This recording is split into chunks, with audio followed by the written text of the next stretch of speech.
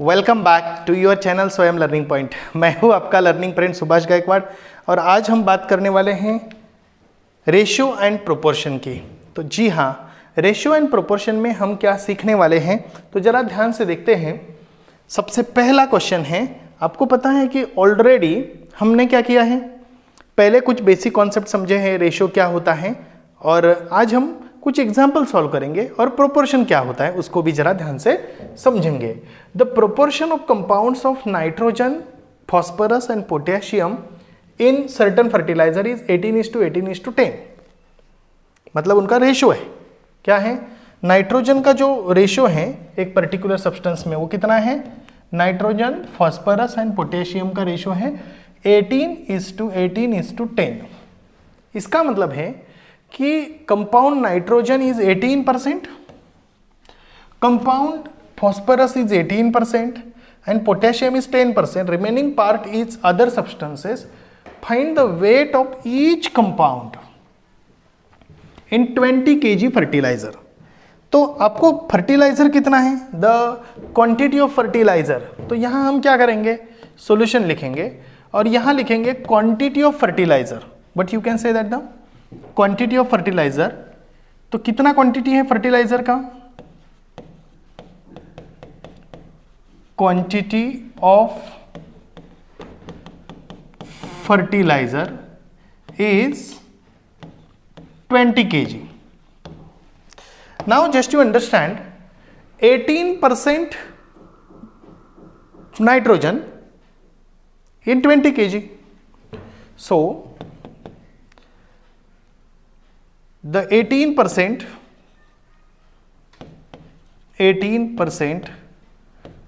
nitrogen in 20 kg is, और Bx क्या consider करेंगे, Bx kg डायरेक्ट हम कर सकते हैं यहाँ, और यहाँ लेट ऐसा भी लिख सकते हैं, क्या लिख सकते हैं, let 18% nitrogen in 20 kg fertilizer Bx kg। अब बोलेंगे सर ये थोड़ा सा मैं यहां लिखता हूं, ध्यान दीजिए। Let 18% nitrogen in 20 kg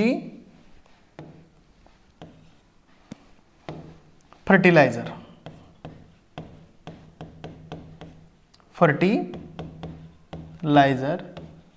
Bx kg. Is it? Now the correct sentence is, so what you can say that 18% of 20 is equal to x। Mathematically हम ऐसे लिखेंगे, तो कैसे होगा ये, x kg हम बोल सकते हैं इसको। तो ये कैसे होगा जरा बताइए, तो 18/100 into 20 is equal to x. So when you do the calculation, 0 0 cancel, so 18 2s are what, 36 divided by 10, so what that x is equal to 3.6 kg. So what you got here, the amount or weight of nitrogen in 20 kg fertilizer is 3.6 kg.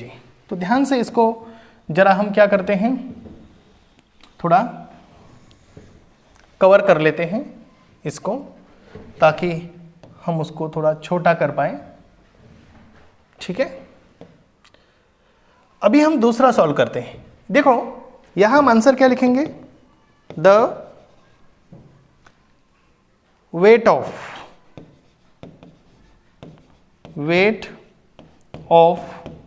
Nitrogen in 20 kg fertilizer is 3.6 kg. Same, therefore the weight of what that phosphorus na, the weight of phosphorus, PHOS PHOROUS phosphorus in 20 kg in 20 kg fertilizer is what that is?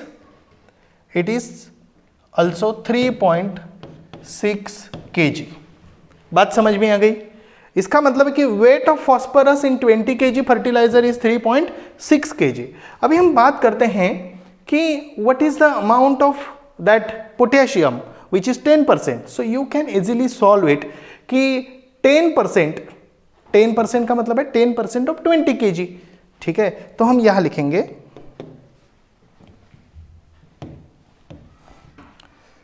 Now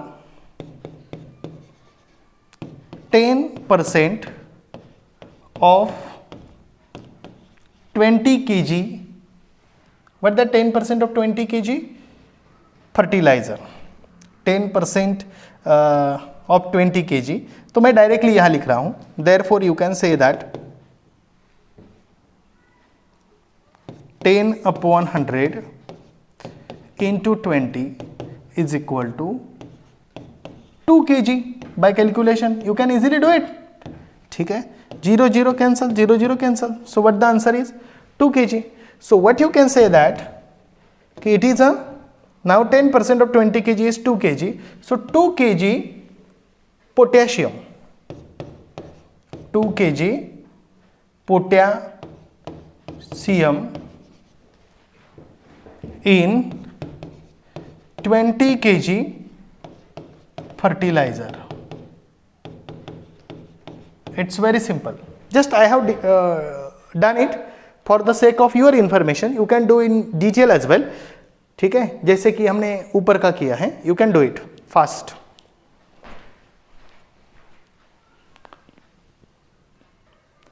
You might got it.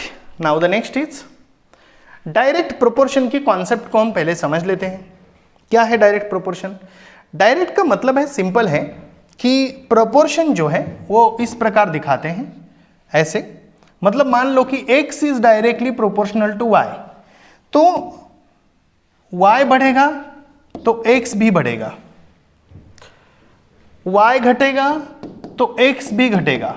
इसको हम क्या बोलते हैं? Direct proportion. Simple है, लेकिन तो भी एक एग्जांपल समझ लेते हैं. Car covers a distance of 10 kilometre consuming 1 litre petrol. ठीक है, तो it will cover 20 into 10 kilometer 10 liter, that is 200 kilometer consuming 20 liter petrol. It means that, just to understand here, a car covers distance of 10 kilometer. 1 litre petrol में वो 10 kilometre जाती है, तो 20 litre petrol में वो कितनी जाएगी? 200 kilometre. Of course consuming 40 litre petrol, it will cover distance of 400 kilometer. But if you look towards the ratio, मतलब यदि 1 लीटर पेट्रोल बढ़ गया तो 10 किलोमीटर बढ़ेंगे. क्या बोला मैंने? 1 litre petrol 10 kilometre, 2 litre 20 kilometre. Sorry, kilogram लिख रहा हूं मैं.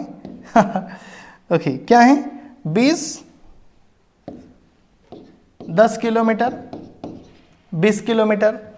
It means that as you increasing the amount of petrol, the number of kilometer will increase. The amount of petrol you increases, the distance will increase.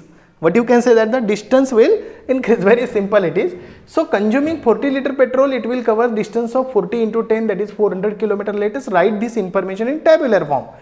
तो petrol 1 litre जब 1/10 था, 20/200 1/10 ही है, 40/400 1/10 ही है. इसका मतलब ये है कि ये क्वांटिटी को हम x कंसिडर करें और ये क्वांटिटी को y कंसिडर करें कि दोनों का रेशियो क्या रहेगा.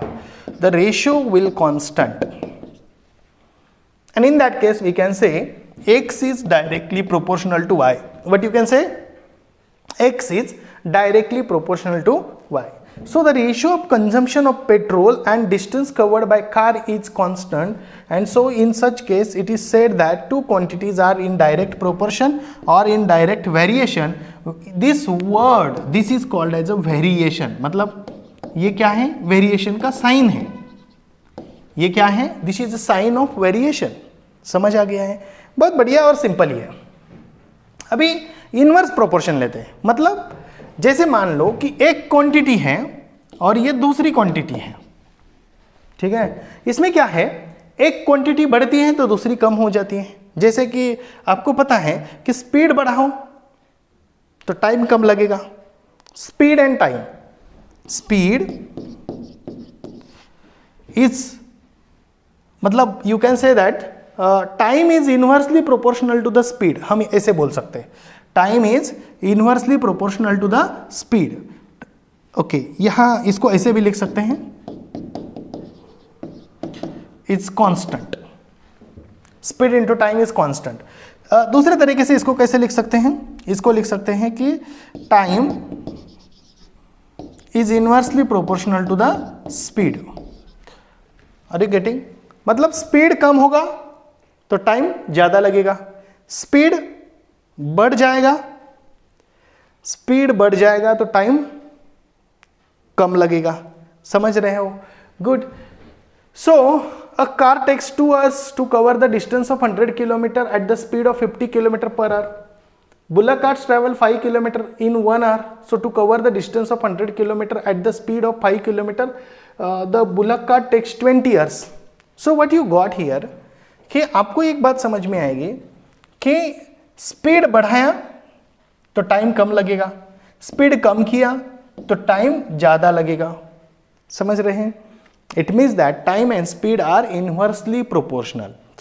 डायरेक्ट प्रोपोर्शन का मतलब है एक क्वांटिटी बढ़ेगी दूसरी बढ़ेगी, एक दूसरे के ऊपर डायरेक्टली डिपेंड है. इनवर्सली प्रोपोर्शनल मतलब एक बढ़ेगी दूसरी कम हो जाएगी. समझ रहे हो? ओके, मतलब खाना बढ़ेगा तो वेट भी बढ़ेगा, डायरेक्टली प्रोपोर्शनल है. ठीक है, गुड. जितना ज़्यादा रनिंग करोगे उतना वेट कम होगा, इनवर्सली प्रोपोर्शनल है. ठीक है, गुड. तो समझ आ गया है आपको. नाउ कुछ प्रॉपर्टीज हैं रेशियो की, उसको जरा ध्यान से देखते हैं. Ratio of numbers A and B is written as A is to B. A is called a predecessor, first term, and B is called a successor और सेकंड टर्म. ए को हम क्या बोलते हैं? प्रीडिसेसर. और बी को क्या बोलते हैं? सक्सेसर या second term. In the ratio two numbers the second term is if 100 then it is known as a percentage. जैसे मान लो कि 3/100, इसका मतलब है कि 3%. है समझ में? 40/100, इसका मतलब है 40%. Any number divided by 100 is that percentage. समझ आ गया है? So the ratio remains unchanged if its terms are multiplied और divided by non zero number. जैसे कि यहाँ 4/5 है, ठीक है, इसको मैंने 3 से ऊपर से मल्टीप्लाई किया, इधर 3 से मल्टीप्लाई किया, यहाँ 12/15 हो गया. Actually the ratio is not changed. Ratio is 4/5 because 5 3 15, 4 3 12. Actual ratio will be the least form of ratio, or the original form of ratio will be the same, will not change. So what you got here, आपको क्या समझ आ जाता है? इससे ये समझ आ जाता है कि जब रेशियो हम करते हैं तो रेशियो के प्रीडिसेसर को और सक्सेसर को यदि हम वही एक पर्टिकुलर कॉमन नंबर से मल्टीप्लाई करेंगे तो रेशियो में कोई बदलाव नहीं आने वाला. जैसे कि 4 को मैं 3 से मल्टीप्लाई कर रहा हूँ, 5 को 3 से मल्टीप्लाई कर रहा हूँ, चाहे कोई भी नंबर ले लो आप, 5 से करो, 6 से करो, 7 से करो, लेकिन ऊपर नीचे इसको हम इसको फ्रैक्शन भी बोलते हैं. तो जब हम फ्रैक्शन बोलते हैं तो इस केस में हम उसको ऊपर वाले को न्यूमरेटर बोलते, नीचे वाले को डिनोमिनेटर बोलते हैं। लेकिन जब हम रेशियो की बात कर रहे हैं तब इसको हम क्या बोलेंगे, प्रीडिसेसर सक्सेसर बोलेंगे, फर्स्ट टर्म सेकंड टर्म बोलेंगे, जो आपको सही लगे। 3:4 is 6:8, 9:12, सिमिलरली 2:3, 5 is 8:12:20। मतलब क्या है, मतलब ये है कि एक पर्टिकुलर टर्म को, इसको 4 से मल्टीप्लाई किया, इसको 4 से मल्टीप्लाई किया, इसको 4 से मल्टीप्लाई किया, 4 2 8, 4 3 12, 4 5 20, यानी रेशियो फिक्स है 2:3:5। इधर भी 3:4, 3:4 यानी इधर किससे मल्टीप्लाई किया, 2 से, इसको भी 2 से मल्टीप्लाई किया, 3 2 6, 4 2 8, ठीक है। फिर इसको 3 से मल्टीप्लाई किया, 3 3 9, 3 4 12, ओके, यानी 9:12। मतलब इसका मतलब है कि 3/4 हो या 6/8 हो या 9/12 हो, ratio is the same. Ratio is भाई 3/4। ध्यान दीजिए, ध्यान दीजिए, इतना सिंपल है, आसान है, ठीक है। तो the quantities taken in the ratio must be expressed in same units. मतलब जो क्वांटिटी हम ले रहे हैं, ऊपर केजी लेंगे, ऊपर केजी लेंगे और नीचे ग्राम लेंगे, नहीं चलेगा। ऊपर ग्राम नीचे ग्राम, ऊपर केजी नीचे केजी, ऊपर मीटर नीचे मीटर, ऊपर किलोमीटर नीचे किलोमीटर। अब समझ रहे हैं, यानी क्वांटिटी सेम होनी चाहिए ताकि वो यूनिटलेस क्वांटिटी बने। Ratio is a unitless quantity, समझ आ रहा है, ratio is what, unitless quantity, that's it. So the ratio of two quantities is unitless. In short, we can say it is a unitless quantity. Example, the ratio of 2 kg and 300 gram is not 2:300. 2 kg है, तो आपको पता होना चाहिए कि 2 kg को मैं कैसे कन्वर्ट करूं ग्राम में, क्योंकि बड़ी क्वांटिटी को छोटे क्वांटिटी में कन्वर्ट करना आसान होता है। समझ आ गया? तो 2 kg को जब हम कन्वर्ट करेंगे तो क्या होगा, 2 × 1000 ग्राम, क्योंकि 1000 ग्राम एजी इज इक्वल टू 1 kg ना, ये आपको पता होना चाहिए, कन्वर्जन पता होना चाहिए। तो ध्यान दीजिए कि ये क्या आएगा, 2000 ग्राम।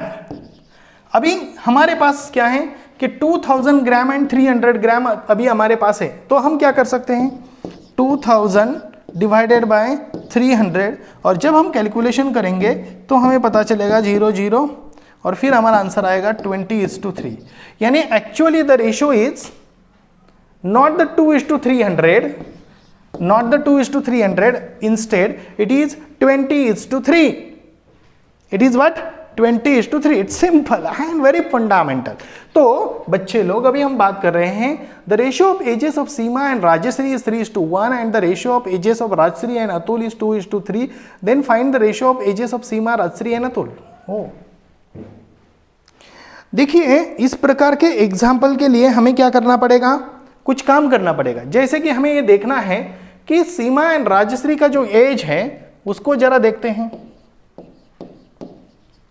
सीमा and what you can say that the Rajshree, Seema is to Rajshree कितना है, 3:1 है। और ये दूसरा वाला कौन है, the Rajashri and Atul,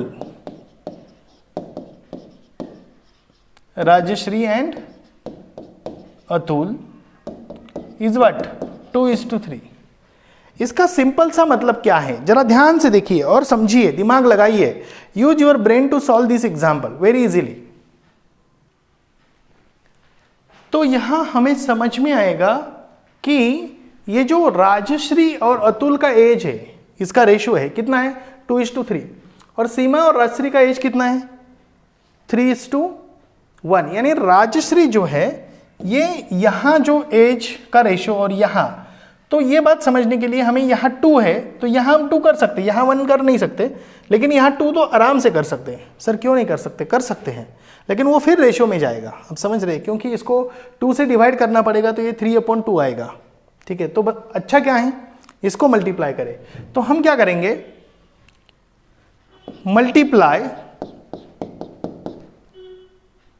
multiply ratio 3:2 multiply ratio 3:1 by 2. So what you will get, the ratio of, okay या डायरेक्टली हम लिख सकते हैं वो रेशियो ऑफ, ऐसे कुछ लिखने की जरूरत नहीं है. Seema is to Rajshree is equal to 3:1. ऐसा लिखने के बजाय हम थोड़ा सा इसको जरा अलग तरीके से लिख सकते हैं, जैसे कि ऐसे, सीमा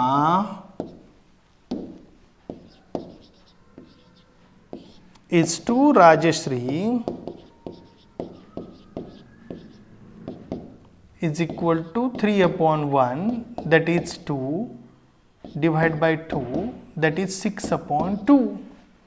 अभी दोनों का रेशो देखिए, and same the Rajashri upon Rajashri upon what that Atul is 2:3. जब हम रेशियो देखेंगे तो क्या समझ में आएगा? So the ratio of what that, find the ratio of ages of, so the ratio of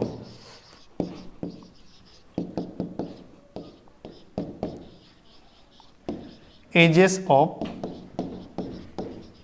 Seema is to Rajashri, Seema is to Rajashri is to Atul is equal to what that 6:2:3. 6:2:3. कैसे किया? ये ratio को equalise किया. कौन से ratio को? राजश्री जो है उसका, देखो यहाँ 2:3 है, इसका मतलब यहाँ 2 से मल्टीप्लाई करेंगे तो क्या आएगा? इसका यहाँ 2 आएगा, तो यहाँ जो भी चेंज होगा एक्चुअली वो वही रेशियो आएगा. ठीक है, good. Next, the length of rectangular field is 1.2 kilometre and its breadth is 400 metre. Find the ratio of length and breadth. Find the ratio of length to breadth. Good. Simple example है ये. The length of rectangular field, ये rectangular field है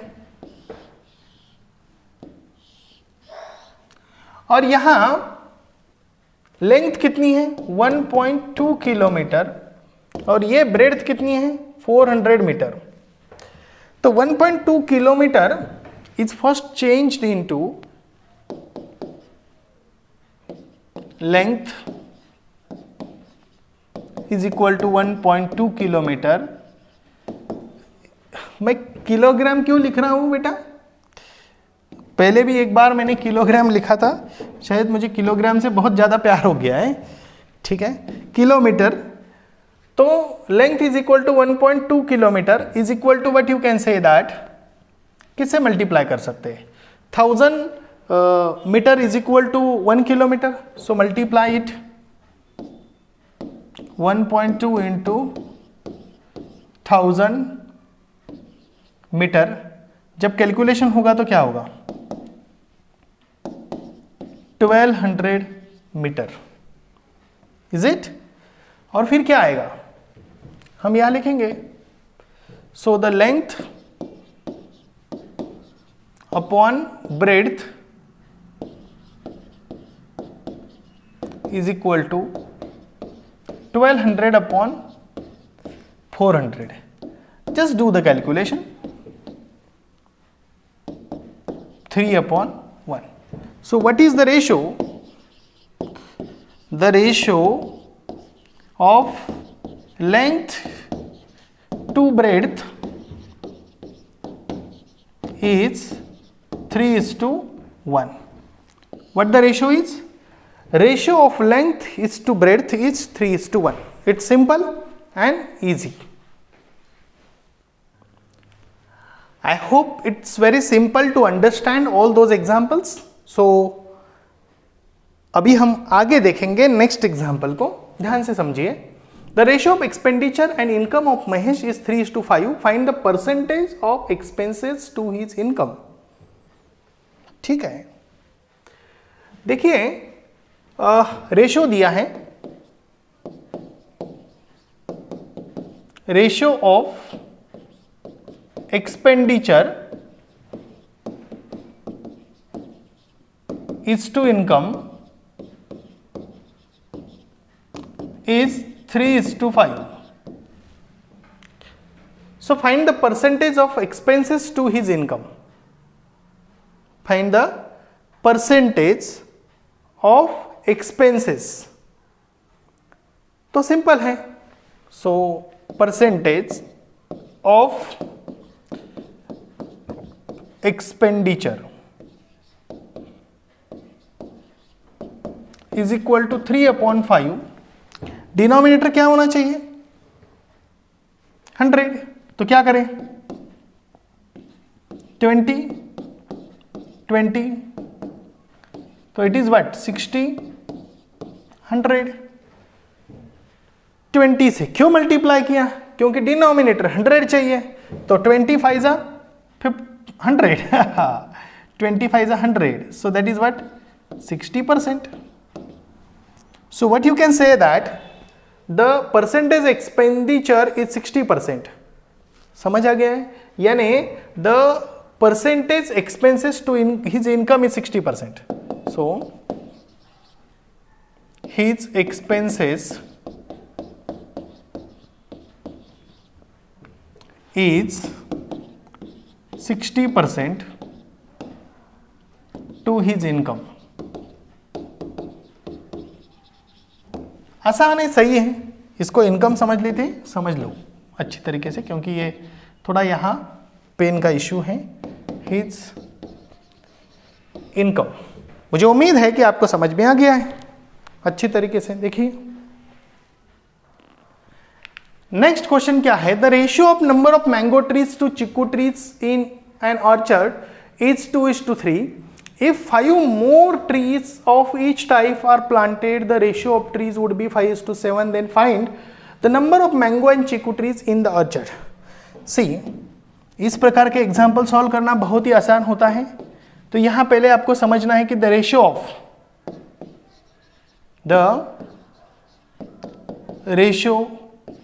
of mango and chikoo tree, mango and chiku tree is equal to 2:3. The ratio is 2:3. So let common multiple of ratio be x.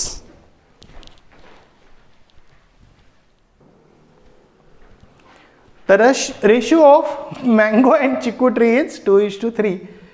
So what you can say that let the common multiple of ratio, let the common multiple of ratio be x. So the number of mango tree, number of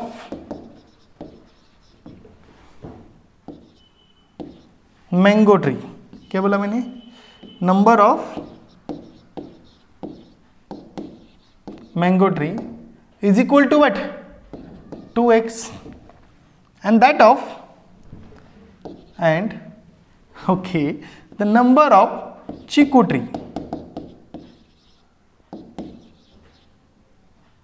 is 3x. So according to given condition, क्या condition है कि if 5 more trees of each type are planted, यानी पहले कितना है 2x and 3x, अभी कितने ज्यादा प्लांट करने हैं? 2x में और 5 ऐड करने हैं और 3x में और 5 ऐड करने हैं, तो उस समय जो रेशियो बनता है वो 5:7 होता है। This what is the question. समझ आ गया है क्वेश्चन? क्या किया? पहले समय में मतलब पहला जो रेशो था 2:3 था। इसका मतलब है कि number of mango tree 2x थे और चीकू ट्री 3x थे। जब उनका रेशो निकाला गया तो 2x/3x आ गया, लेकिन उसमें 5 और ऐड करने के बाद रेशो चेंज हो गया, 5/7 हो गया। अभी इसको क्या करते हैं, क्रॉस मल्टीप्लीकेशन। और ये चीज आपको पता होनी चाहिए। It's very very simple to understand. I will tell you how to do it. ठीक है, इसको मैं छोटा करके यहां इसलिए रख रहा हूं, शायद आपको अच्छी तरीके से यह समझ में जाए। तो देखिए, यह है 2x + 5/3x + 5 = 5/7। क्रॉस मल्टीप्लीकेशन करेंगे, 7 in bracket 2x + 5 = 5 in bracket 3x + 5। 7 in bracket 2x + 5, 5 in bracket 3x + 5। जब कैलकुलेशन होगा तो 14x, 7 × 14 + 35 = 15x + 25। ध्यान दीजिए what I did here. 7 × 2 14, 7 × 5 35, 5 × 3 15, 5 5 = 25। When you do the calculation, 35 - 25 = 15x - 14x. Okay, so you will get answer is what, that 10 na = x. 15 - 14 is what, x, और ये 35 - 25 is what, 10. तो what you got here, आपको क्या मिलेगा यहां कि find then the number of mango and chikoo trees in orchard. तो simple है यार। तो therefore the number of mango tree, number of mango trees = 2x, 2 × 10 = 20। Is it? और आपको पता है चिकू ट्री कितने होने वाले हैं? तो the number of chikoo tree, number of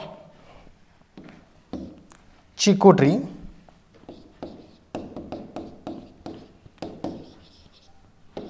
= 3x, 3 × 10, that is what, 30।